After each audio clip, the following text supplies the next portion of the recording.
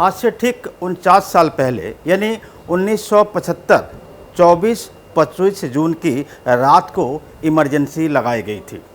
Emergency लगने के बाद से संजय गांधी, जो कि तत्कालीन प्रधानमंत्री इंदिरा गांधी के पुत्र हुआ करते थे, हालांकि वो किसी पद पर नहीं थे, लेकिन उनका सरकार में बहुत ही प्रभाव था।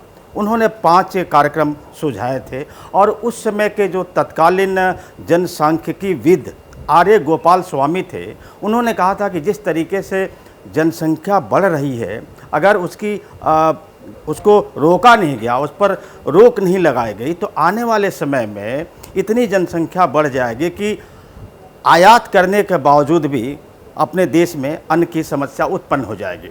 ऐसे में उन्होंने सुझाव दिया था कि नसबंदी कार्यक्रम चलाया जाए। अब संजय गांधी ने किसी पद पर रहे बिना ही उन्होंने बहुत ही कठोरता के साथ और प्रभावशाली तरीके से नसबंदी अभियान की शुरुआत कर दी। हालांकि बाद में वो खलनायक साबित हुए।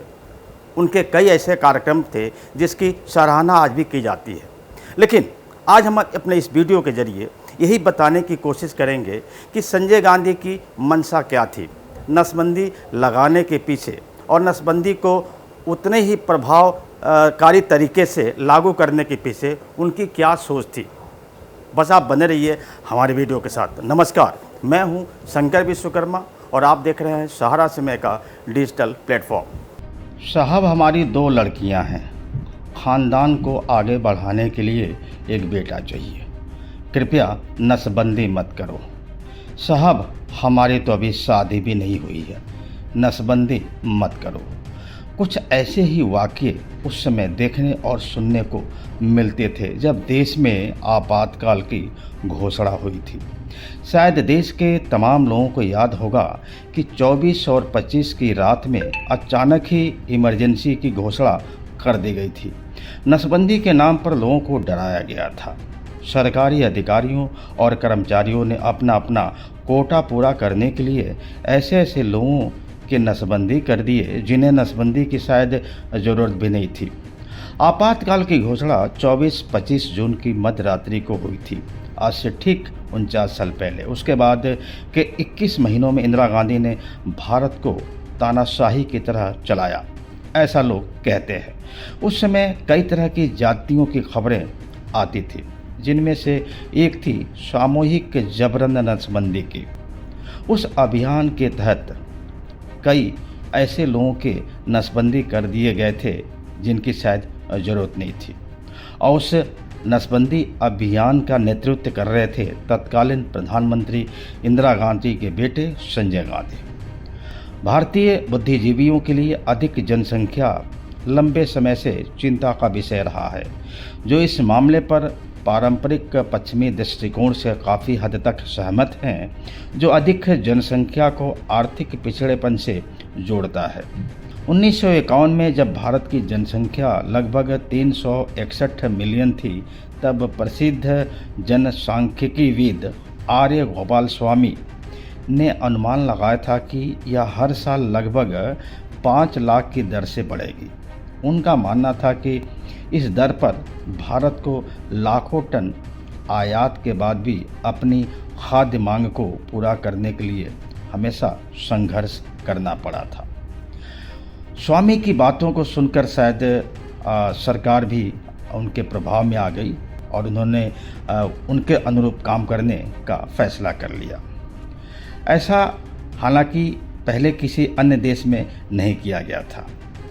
निश्चित रूप से नसबंदी हमारे देश के लिए एक अनूठी पहल थी।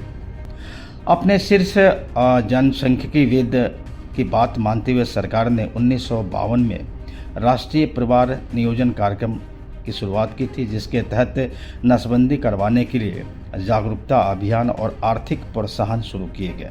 लेकिन एक ऐसे देश में जहां अंधविश्वास व्याप्त था, नसबंदी को लागू करना मुश्किल साबित हुआ, जबकि कुछ लोगों का मानना था कि इससे यौन शिक्षा कम होती है। दूसरों को ऑपरेशन टेबल पर मौत का डर था। आपातकाल से पहले वर्ष भारतीय अर्थव्यवस्था के लिए कठिन थे। 1972 और 1973 में औसत से कम वर्षा के कारण खाद्यान्न की कमी हो गई थी। 1973 के तेल संकट के कारण भारत का मामूली विदेशी मुद्रा भंडार खत्म हो गया था। औद्योगिक उत्पादन में गिरावट के बावजूद मुद्रास्फीति अपने उच्चतम स्तर पर थी और बेरोजगारी अपनी चरम सीमा पर। इन चुनौतियों से निपटने के लिए जनसंख्या नियंत्रण को महत्वपूर्ण माना गया और आपातकाल के दौरान नागरिक स्वतंत्रता निलंबित होने के कारण सरकार पहले की तुलना में अधिक सख्ती से काम करने लगी थी। संजय गांधी के लिए, जो बिना किसी आधिकारिक पद पर रहे भी सरकार में बहुत जल्दी ही प्रभावशाली बन गए थे, यह एक बड़ा व्यक्तिगत मिशन था। उनके 5 सूत्रीय कार्यक्रम का मुख्य आधार, जिनमें वन रोपण, दहेज उन्मूलन, निरक्षरता उन्मूलन और झुग्गी झोपड़ियों को हटाना भी शामिल था। संजय गांधी के 5 बिंदुओं में से बाकी 4 नीरस और अनाकर्षक थे और करिश्माई नेतृत्व की साख बनाने के लिए बिल्कुल भी उपयुक्त नहीं थे, लेकिन परिवार नियोजन था। यह एक बहुत ही बड़ी परियोजना थी जिसे सभी ने माना कि इसको हल करना राष्ट्र के जीवित रहने के लिए जरूरी था। समृद्ध होने की बात ही छोड़िए। संजय गांधी 1 साल में नतीजा चाहते थे। इसके लिए पूरी सरकार और पार्टी तंत्र को लगा दिया गया। नसबंदी शिविर लगाए गए और जरूरी लक्ष्य तय किए गए। संजय ने हर राज्य के मुख्यमंत्रियों को कोटा आवंटित किया था। उन्हें हर संभव तरीके से पूरा करने के लिए कहा गया था। जब लक्ष्यों को पूरा करने की बात आई तो कुछ भी मायने नहीं रखता था। जब नसबंदी की बात आई तो संजय ने प्रतिस्पर्धात्मक प्रक्रिया को उत्प्रेरित किया, जो प्रतिस्पर्धा जिला अधिकारियों तक पहुंच गई और व्यापक दबाव का कारण बनी। कहा जाता है कि कुछ ऐसे लोगों की नसबंदी कर दी गई थी जो अविवाहित थे, कुछ की पहले ही नसबंदी हो चुकी थी और कुछ बहुत बूढ़े थे। हालांकि इससे कोई खास फर्क नहीं पड़ा। कई लोग सेप्टिक हो गए, कम से कम एक की मौत हो गई। सभी बुरी तरह से सदमे में थे। नसबंदी शब्द आपातकाल की ज्यादतियों का पर्याय बन गया। उस समय के पत्रकारों ने कहा कि नसबंदी से बचने के लिए ग्रामीण अक्सर कई दिन और रात तक अपने खेतों में छिपे रहते थे। अगर नागरिक विरोध करते तो हालात घातक हो सकते थे। यूपी की सुल्तानपुर के नरकडीह में नसबंदी शिविर के लिए इकट्ठा हुए ग्रामीणों ने पुलिस पर हमला किया था, जिसने जवाबी कार्रवाई में गोलियां चलाई गईं। उस कार्रवाई में कम से कम 13 लोग मारे गए थे।